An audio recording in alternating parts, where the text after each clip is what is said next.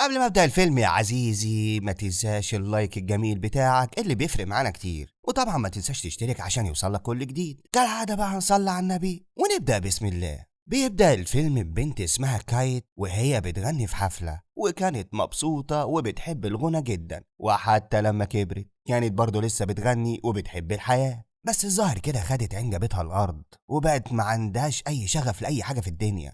وبيجي واحد اسمه إد وبيقول لها كلمتين حلوين، قالت له شوف لك غيري انا فيا اللي مكفيني، وبتعرفه انها سابت صاحبتها اللي ساكنه معاها. قال لها يا ستي سهله، ارجعي بيتك لاهلك. قالت له ده انت موتني ولا تقول لي كده. وبتعرفه كمان ان عندها تجربه اداء بكره ومش عايزه تعكنن مزاجها بقى. قال لها يبقى تيجي معايا واوعدك هروق لك مزاجك على الاخر. وفعلا بتروح مع البيت وبيقضوا اليوم مع الشيطان. وتاني يوم الصبح بيصحيها وبيكون محضر لها الكرباتشينو بتاعها، وبيقول لها انه هيروح يجيب فطار وهيرجع في ثانيه الا ثانيه، وبيعرفها ان الميه سخنه ومستنياها في الحمام. فبتقوم جري بقى تحت الدش، لكن الصدمه لما بتسمع صوت واحده بتنده على إد، وتحس كده انها كانت مستعجله يا عزيزي، وهوبا بتفتح الستار عليها وكانت فاكراها إد، والاتنين بيصوتوا من الصدمه. وبتسالها انت مين وبتعملي ايه؟ قالت لها انها السباك وكانت بتصلح يعني حاجه في الحمام. بس حبيبه إد بتفهم اللي حصل وبترميها بشنطتها بره البيت. فبتلم كرامتها وبتروح على المحل اللي شغالة فيه. صاحبة المحل استغربت،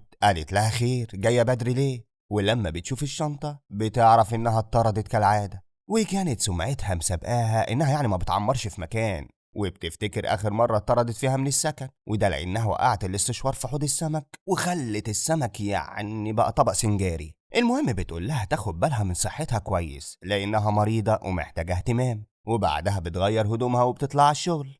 وكانت شاطرة جدا في البيع وكل الزباين بتحبها، لكن بتيجي اختها وبتعكنن عليها وبتقول لها ترد على مكالمات امها اللي هتتجنن وتطمن عليها. وكمان بتقول لها اديني سبب واحد يخليكي تفوتي 5 مرات ميعادك عن الدكتور. ولما ما بتردش بتقول لها ان امها بتجهز لهم عشاء عشان الترقية بتاعتها، وبتمشي وهي متعصبة. فبتدخل وبتتصل على صاحبتها وبتقول لها ابوس ايدك بصوابعها كلها شوفي لي سرير فاضي عندك، هموت وانام ومش لاقيه مكان. لكن المديره بتاعتها بتحدفها باللعبه عشان تشوف شغلها، فبتقفل وبتفضل تمسح في التحف. بس بتشوف واحد في الشارع كان عمال يبص فوق، وطبعا بتستغرب والفضول بياخدها على بره، وبتحشر نفسها وبتقوله بتبص على ايه. فبيقول لها ان في طائر فوق عجبه، بس هوب الطائر بيعملها عليها. فبتشتمه وبتشتم حظها النحس وبتدخل على المحل. وبعد شوية بيدخل واحد عليهم ولسه عينيها بتروح عليه. سانتا قالت لها سيبهودي، انت هتفضلي تتمحلسي كده وهتخليه ينسى انه داخل يشتري. المهم انها بتلاقي توم داخل عليها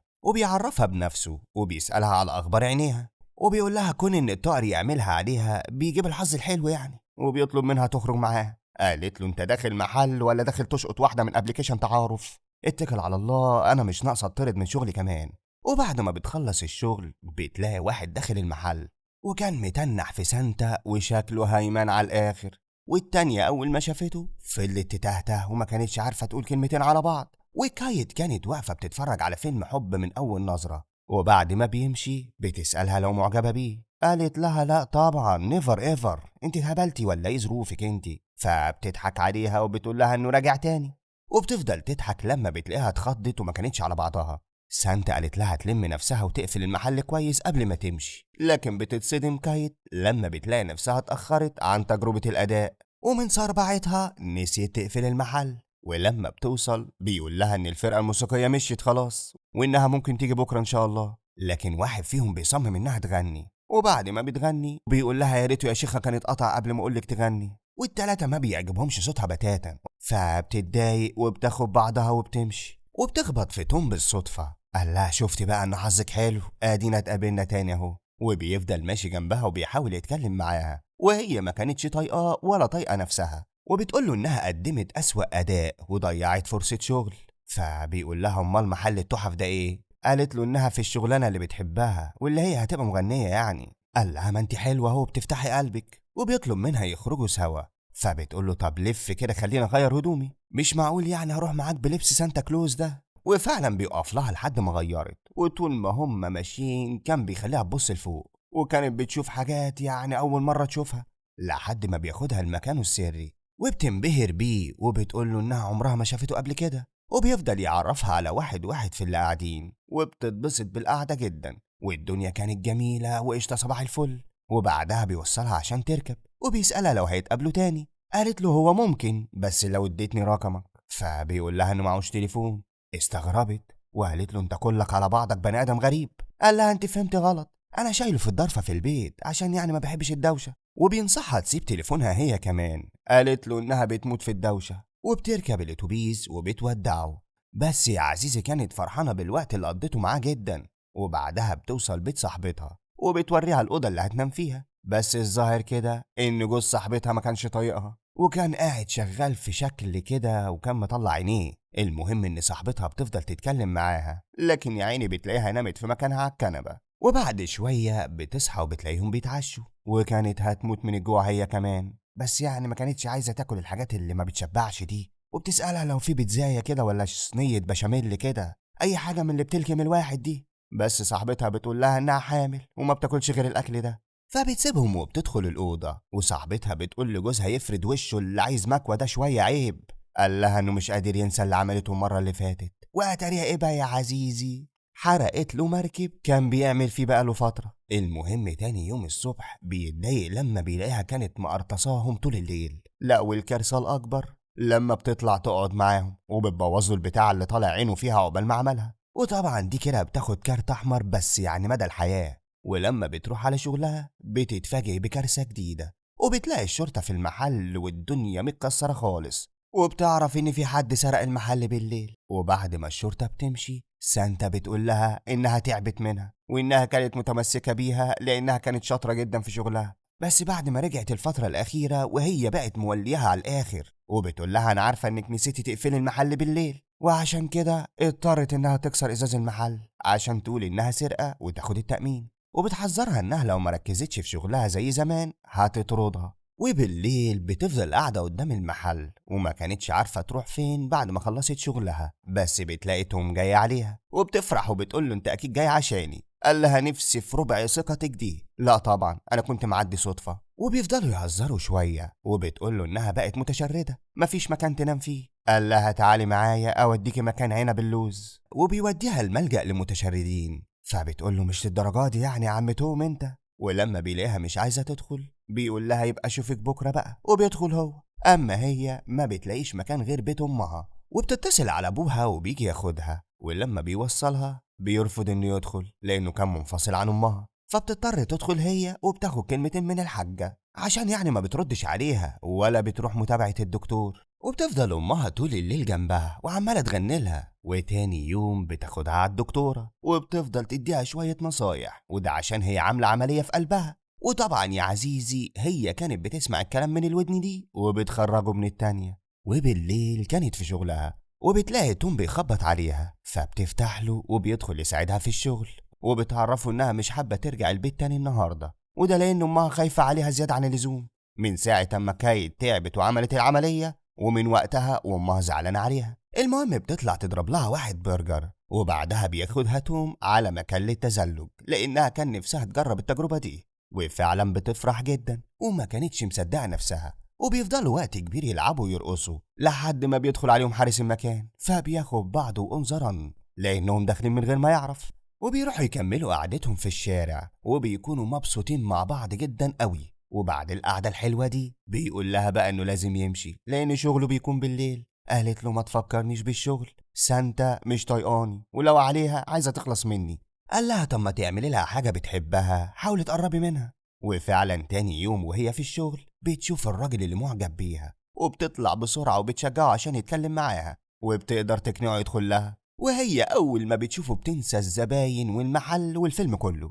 وتاني يوم بتروح تجربة أداء وكانوا مبسوطين منها المرة دي لأنها اتحسنت بكتير، لكن الفرحة ما بتكملش وبتقع المنحوس منحوس. فبتاخد كسفتها ونفسها وبتمشي. وتاني يوم في الشغل بتكون مستنية توم وعمالة تبص عليه بس ما بيظهرش زي ما هي متعودة. وبتلاقي سانتا بتجهز نفسها عشان عندها موعد غرامي، وبتفضل تزبط فيها وبتشجعها بكلمتين حلوين. ولما بتسألها عن توم اللي كل شوية تبص عليه قالت لها انه مختفي يعني بقاله كام يوم. فبتقول لها ما تقلقيش أكيد هيجيلك، وبتأكد عليها المرة دي تقفل المحل كويس، وفعلا بتخلص وبتقفل الباب وبتروح على الملجأ اللي توم شغال فيه، وبتدخل جوه وبتسأل عليه. ولما بتوصفه بيقول لها إنه ممكن يكون يعني متطوع هنا وإنه ما يعرفوش، ولما بيعرضوا عليها تتطوع معاهم بترفض وبتمشي، وبترجع على بيت أمها غصب عنها وبتنسى لأنه ميعاد العشاء العائلي، وده بمناسبة ترقية مرت أختها. لكن أمها كانت بتخاف عليها من الهوا وده بسبب مرضها، ولما أختها بتتضايق من حنية أمها زيادة على اللزوم القعدة بتقلب غم، وبتقول لها إن كايت خلاص ما بقتش تعبانة عشان تفضل تفضلها كده على طول. وكايت طبعا ما بتسكتش، وبتقول سر أختها اللي كانت مخبية على أهلها، والعيلة كلها بتمسك في بعضها، فبتسيب لهم البيت كله وبتمشي، وبتروح هانا وبتفضل قاعدة لوحدها مع نفسيتها التعبانة، وبعدها بتطلع تتمشى في الشوارع لوحدها. وكانت متضايقة إن توم مختفي بقاله فترة، لكن بتلاقيه قدامها في الشارع، ومن ضيقتها بتفضل تهزق فيه، وبتقوله إنها كانت بتدور عليه في الشوارع زي المجنونة، فبيهديها بكلمتين حلوين. ولما بيعرف إنها متخانقة مع البيت كله بياخدها على الأوضة اللي عايش فيها، وبتستغرب لما بتلاقيها منظمة جدا جدا لدرجة إنها بتقعد على الأرض. فبيقعد جنبها وبيسألها برطمان العسل بالقشطة ده ماله زعلان ليه؟ قالت له إن مخها فيه ايرور ملهوش حل، وبتفتح له بقى قلبها وبتقول له إنها كانت مريضة قلب، وإنها عملت عملية زرع قلب قبل كده، ومن ساعتها وهي مرجعتش تاني زي زمان، وإن كل الناس كانت مستنياها تبقى أحسن من الأول، وخصوصا إنهم شايفينها محظوظة عشان اتكتب لها عمر جديد. وبيواسيها توم وبيقول لها إنها فعلا محظوظة. قالت له إن في حاجة غريبة، أنت الوحيد اللي بحس معاك إني على طبيعتي. ضحك وقال لها في حد قال لي حاجة زمان وعجبتني، قال لي إن كل حاجة بتعملها في يومك بتبني حاجة في شخصيتك سواء للحلو أو للوحش، يعني انت بس اللي بإيدك تتحكمي في نفسك إذا كنت عايزة تكوني شخص كويس ولا لأ. فبتعيط وبعدها بتضحك وبتطلب منه يجي ينام جنبها، بس هو بيرفض وبيقول لها إنهم لسه متعرفين على بعض، وبيفضل جنبها لحد ما بتنام. وتاني يوم الصبح بتصحى وهي مبسوطة وكلها نشاط وحيوية، وبتروح تشتري هدية وبتطلع على أمها، وبعدها بتروح على شغلها بدري، وكانت محضرة قهوة سانتا، وبتستغرب وبتسألها عايزة ايه مني، فبتقول لها مش عايزة حاجة، أنا عملت لك القهوة اللي بتحبيها. وكانت بترسم لوحة للمتشردين وبتاخدها وبتقف قدام الملجأ، وبتقول إنها هتغني وكل اللي هتلمه هتتبرع بيه للمتشردين. وفعلا بتفضل تغني وبتجمع يعني جزء صغير، وبتدخل تدي الفلوس للناس المسؤولة عن الملجأ، وبقت كل يوم تخلص شغلها وتطلع تغني قدام الملجأ. ومرة مع مرة الناس حبتها وعرفتها وبقت تجمع فلوس أكتر من الأول. دي كمان عملت تجربة أداء للمتشردين وكانت بتقضي معاهم وقت لذيذ. والغريبة بقى إن كل الفترة دي توم برضه كان مختفي، فبتقرر تروح المكان السري بتاعه، وفعلا بتلاقيه قاعد هناك. ولما بيسألها عاملة ايه قالت له انه وحشها وان في حاجة ناقصة من غيره. اتضايق وقال لها انهم مش مرتبطين وانه مش هينفع يرتبط بيها. اتصدمت وقالت له اوعى تكون من الرجالة اللي هي اساسا مش رجالة دي. قال لها لا مش كده. قالت له يبقى متجوز ونسيت تقولي. قال لها برضه لا، كل الحكاية انك ما ينفعش تعتمد عليا في حياتك. فبتتضايق منه وبتسيبه وبتمشي، وهي مروحة بتلاقي واحد بيتخانق مع اتنين مش من البلد، وبعد ما بينزل بتروح تعتذر لهم وبتعرفهم انها هي واهلها مش من البلد برضه، وبتطمنهم وبتقول لهم انهم مرحبين بيهم هنا. وبعدها بتروح على اختها وبتعتذر لها وبتقول لها انهم بعيد عن بعض بسبب ان امهم كانت دايما مشغوله بشغلها، يعني ما كانوش الاسره المثاليه. واختها بتقبل الاعتذار منها، وبالليل بتكون قاعده في الحانه زعلانه،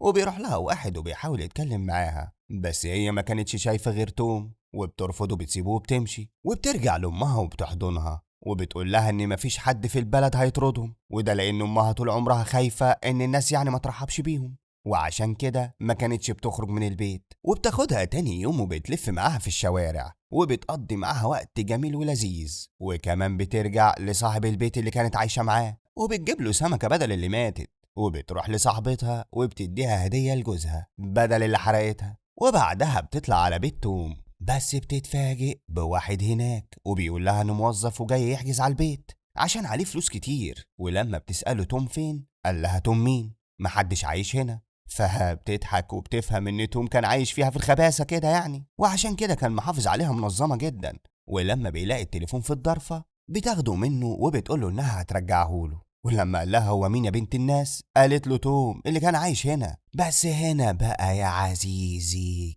كانت يعني أكبر صدمة ممكن حد ياخدها. بيقول لها إن صاحب الأوضة دي اسمه توم ويبستر، وإنه مات من سنة ليلة الكريسماس في حادثة. فبتتصدم كايت وبتنهار وبتقع على الأرض، وبتفتكر يوم ما عملت العملية في نفس الميعاد ده، وساعتها أخدوا قلب توم، وده طبعا بعد ما مات. وهي وقتها شافت وشه في المستشفى، وبتفهم يا عزيزي إنها كانت عايشة في وهم كل الفترة اللي فاتت دي، وإن كل الهزار واللعب وقصة الحب اللي كانت عايشاها كانت بتعيش لوحدها. وبتروح على المكان السري بتاعه وبتقعد وهي كلها حزن.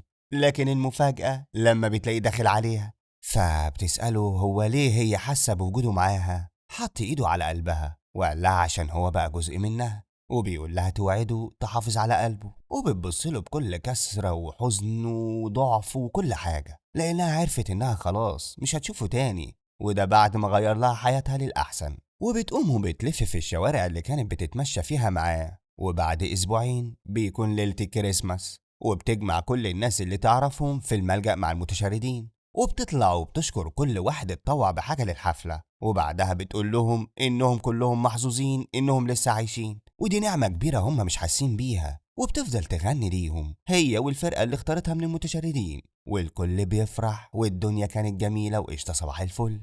كل اللي كان مخاصم حد صالحه، واللي كان بعيد عن حبيبه رجع له. وبس يا عزيزي، مفيش حاجة مستاهلة في الدنيا، وبيعيشوا حياة سعيدة كلهم. اللايك بقى، وما تنساش تقول لي رأيك في كومنت، والناس اللي مش مشتركة ومتابعانا يا ريت يشترك بقى عشان يوصلك كل جديد. واشوفكم الفيلم الجاي.